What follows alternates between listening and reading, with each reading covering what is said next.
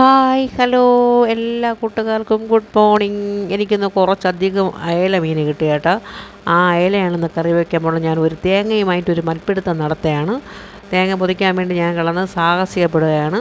നിങ്ങളെല്ലാവരും സുഖമാണെന്ന് വിശ്വസിക്കണം. നിങ്ങൾ ഈ വീഡിയോ കണ്ട് സപ്പോർട്ട് ചെയ്യുമെന്നുള്ള പ്രതീക്ഷയോടുകൂടി തന്നെയാണ് ഞാൻ ഇന്നും വീഡിയോ ഇടുന്നത്. എല്ലാവർക്കും സുഖമാണെന്ന് വിശ്വസിക്കണം. അങ്ങനെ ഞാൻ വല്ലതിനൊരു തേങ്ങയൊക്കെ പൊതിച്ചു കൊടുത്തു. അങ്ങനെ സാമ്പാറിനാണ് അടുപ്പിരിക്കുന്നത്.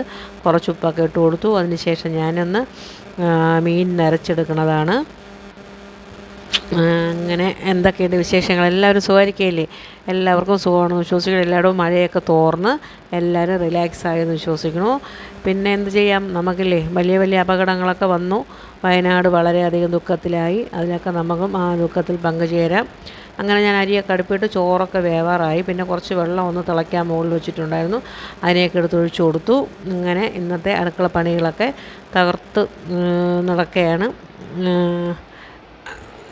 കുറച്ച് മീനിന് ഞാൻ ഇതൊക്കെ അരച്ചെടുത്തതാണ്. എന്താണെന്നൊക്കെ അറിയാമോ? കുരുമുളക്, വെളുത്തുള്ളി, പച്ചമുളക്, ഇഞ്ചി, ചെറിയ ഉള്ളി ഇതെല്ലാം കൂടി അരച്ച് അയല മീനൊന്ന് ഫ്രൈ ചെയ്യണം. അതിലേക്ക് വേണ്ടിയാണ്. പിന്നെ ഉലുവ പൊടിച്ച് മീനിട്ട് കൊടുത്തു. മീൻ നിറച്ചൊക്കെ എടുത്തു കഴിഞ്ഞു. അങ്ങനെ ഇന്നത്തെ അയലക്കറിയും അയല ഫ്രൈയും ആയിട്ടൊക്കെയാണ് ഞാൻ വന്നിട്ടുള്ളത്. എല്ലാവരും വീഡിയോ കാണണം, വീഡിയോ കണ്ട് സപ്പോർട്ട് ചെയ്യണം. എല്ലാ കൂട്ടുകാർക്കും വളരെയധികം താങ്ക്സ്. അങ്ങനെ ഞാൻ മീനെല്ലാം കൂടെ അരച്ചിട്ട് കുറച്ച് പച്ച വെളിച്ചെണ്ണ ഒഴിച്ച് ഉപ്പ് ഒഴിച്ച് കുഴച്ച് റെഡിയാക്കി അങ്ങ് വയ്ക്കാം. അത് കഴിഞ്ഞ് ഒരു മണിക്കൂറിന് ശേഷം അങ്ങ് ഫ്രൈ ചെയ്തെടുക്കാം. കുറച്ചധികം അയല കിട്ടി കേട്ടോ. ഇപ്പം മീൻ ഇഷ്ടം പോലെ ഉണ്ടല്ലോ. അങ്ങനെ ഞാൻ രാവിലത്തെ അടുക്കളപ്പണികളെല്ലാം തകർത്ത് അരി വടിപ്പൊക്കെ കഴിഞ്ഞു.